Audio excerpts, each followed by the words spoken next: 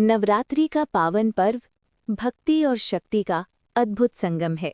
इन 9 दिनों में माँ दुर्गा के 9 स्वरूपों की पूजा की जाती है और नवरात्रि के तीसरे दिन पूजा होती है माँ दुर्गा के तीसरे स्वरूप माँ चंद्रघंटा की। माँ चंद्रघंटा का स्वरूप अत्यंत दिव्य, तेजस्वी और शक्तिशाली है। उनके मस्तक पर अर्धचंद्र के आकार की घंटी सुशोभित होती है।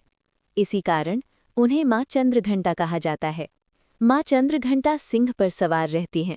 उनके 10 हाथ होते हैं, जिनमें वे विभिन्न अस्त्र शस्त्र धारण करती हैं। उनका यह स्वरूप भक्तों को शांति और सुरक्षा देता है और दुष्टों के लिए भय का कारण बनता है। पौराणिक कथाओं के अनुसार माँ चंद्रघंटा माता पार्वती का ही एक रूप है। जब भगवान शिव बारात लेकर आए, उनका रूप अत्यंत भयानक था। शरीर पर भस्म, गले में सर्प और साथ में भूत प्रेतों की सेना। ये देखकर सभी लोग भयभीत हो गए। तब माता पार्वती ने एक दिव्य और तेजस्वी रूप धारण किया। उनके मस्तक पर अर्धचंद्र प्रकट हुआ और यही रूप माँ चंद्रघंटा कहलाया। इस रूप में माता ने भगवान शिव के उग्र स्वरूप को शांत किया। समय बीतने के साथ असुरों का आतंक बढ़ने लगा। देवता भयभीत होकर माँ दुर्गा की शरण में गए। तब माँ ने चंद्रघंटा का रूप धारण किया। माँ सिंह पर सवार होकर युद्ध के मैदान में उतरी। उनकी घंटी की दिव्य ध्वनि से असुरों के मन में भय छा गया। माँ ने अपने अस्त्र शस्त्रों से दुष्टों का संहार किया और धर्म की रक्षा की।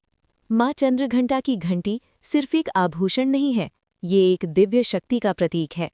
इसकी ध्वनि से नकारात्मक शक्तियाँ समाप्त हो जाती हैं और वातावरण शुद्ध हो जाता है। नवरात्रि के तीसरे दिन भक्त माँ चंद्रघंटा की पूजा करते हैं और उनसे साहस, शक्ति और शांति की कामना करते हैं।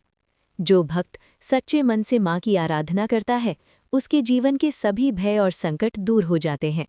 माँ चंद्रघंटा का यह स्वरूप हमें सिखाता है कि जीवन में डर और कठिनाइयों का सामना साहस और विश्वास के साथ करना चाहिए। आइए हम सब मिलकर माँ चंद्रघंटा से प्रार्थना करें कि वे हमें साहस, शक्ति और आत्मविश्वास प्रदान करें और हमारे जीवन से सभी दुखों को दूर करें। जय माँ चंद्रघंटा।